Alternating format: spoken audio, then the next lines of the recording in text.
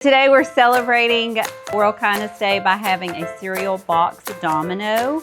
We collected a bunch of cereal boxes. We had a competition between our grade levels for donations, and we received 633 boxes. Our goal was 500, so we went over our goal, which is awesome. This is the second grade kindness club.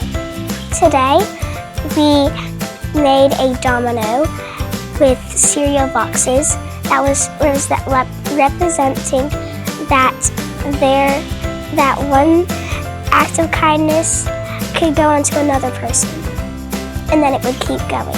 So you have that one cereal box that represents kindness. You hit it to the next box. You want that person to be kind, and so on and so forth. So that's what we did today.